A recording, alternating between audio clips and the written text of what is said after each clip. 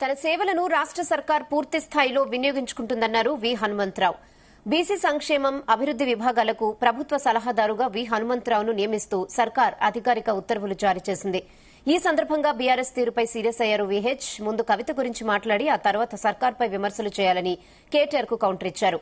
రేవంత్ పాలన సక్సెస్ గా సాగుతుందంటున్న విహెచ్ తో మా ప్రతినిధి Venugopal Reddy face to face.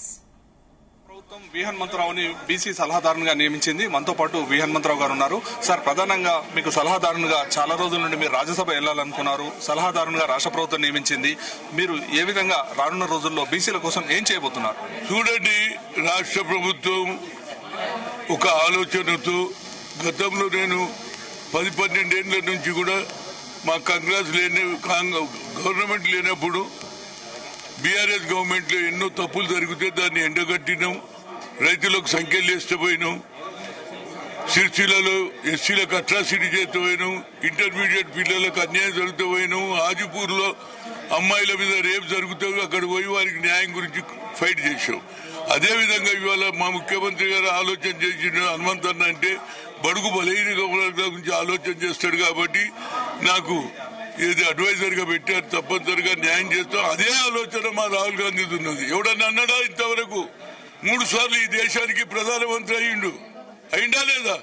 నేను 3 సార్లు కలిసా. ఆయన ప్రధానమంత్రి, నేను ఓబీసీ ఎంపీసీ కన్వీనర్ అయ్యా. మా జనాభా ఎక్కువ ఉన్నది, మాకు సరి అయిన న్యాయం, మాకు సెపరేట్ మినిస్ట్రీ అన్నా.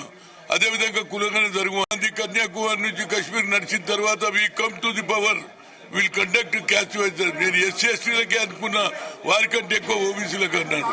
కనుక అదే ఆలోచనతో రాష్ట్రంలో రేవంత్ రెడ్డి రావడంతో కామారెడ్డిలో డిక్లేర్ చేశారు. 42% ఇచ్చారు. అసెంబ్లీలో కంటే ముందు 150 కోట్లు శాంక్షన్ చేశాడు. అసెంబ్లీలో బిల్లు పాస్ చేసిన దాన్ని కూడా ఏది ఆర్డినెన్స్ తీసే కోల్డ్ స్టోరేజ్ వేశారు. ఢిల్లీలో వచ్చి ఆయన ధర్నా కూడా చేశారు. కనుక రాహుల్ గాంధీ ఆలోచన గాని, నా ఆలోచన గాని, రేవంత్ ఆలోచన ఒకటే, బడుగు బలైన వర్గాలకు న్యాయం చేయాలన్నాడు. కాబట్టి నాకు ఈ పదవి ఇచ్చిండు.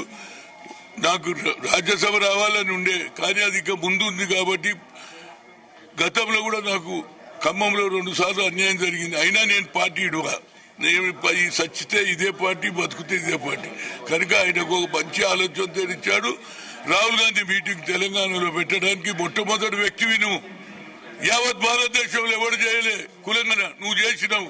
అదేవిధంగా రాహుల్ గాంధీ గారి సందేశాన్ని కూడా దేశం మొత్తంలో పోవాలంటే, గతంలో నేను వరంగల్లో బడుగు బలైన వర్గాలు పెడితే 5-6 లక్షల మంది వచ్చి సోనియా గాంధీ మీటింగ్. అదేవిధంగా రాహుల్ గాంధీ మీటింగ్ పెట్టడానికి నేను ఇవాళ రేపు ఆయన టైం ఇస్తే కలుస్తా. నిన్న కూడా చెప్పిన, నేను నాది ఇదే ధ్యేయం. ఆయన ధ్యేయం ఒకటే, నా ధ్యేయం ఒకటే, రాహుల్ గాంధీని ప్రధానమంత్రి చేయడానికి.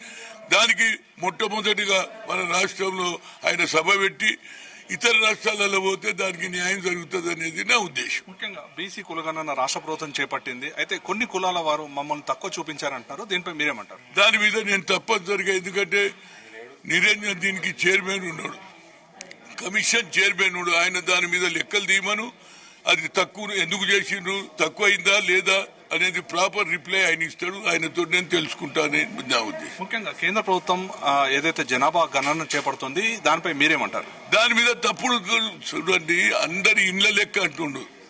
ఇండ్ల లెక్కతో ఏమైతుంది? ఆ ఇండ్ల లెక్కలో కూడా ఒక అన్యాయం ఏంటంటే, ఎవరైతే ఇండ్లు ఎస్సీలో ఉంటే, ఇంటి యజమాని ఉంటే ఎస్సీ అని తీసుకోవాలి, ఎస్టీ ఉంటే తీసుకోవాలి. మరి మాకు పేరే లేదు అంటే మేము మనసులో మేము ఓట్లు వేసేటోళ్ళం కాదా? అంటే పవర్లో మీరే ఉంటారా? నరేంద్ర మోడీకి ఆలోచన, అరే నువ్వు దేశానికి ఓబీసీరా బాబు, నువ్వు ఎందుకు అన్యాయం చేస్తున్నావు? అగ్రకులాలో పుట్టి పెరిగినటువంటి రాహుల్ గాంధీ బడుగు బలైన వర్గాల గురించి ఆలోచన చేస్తే నువ్వు బీసీ అంటావు, నేను గాను అంటే నూనె తీసేటోళ్ళు అంటావు. మా అందరికి ఎందుకు అన్యాయం చేస్తున్నావు? అందుగురించి ఆయనకు ఉత్తరం రాస్తున్నా. ఆయన 10 లోపల మా కులగానే చేర్చకపోతే నేను తెలంగాణ గురించి ఎంతో మంది విద్యార్థులు ప్రాణాలు త్యాగాలు చేశారు.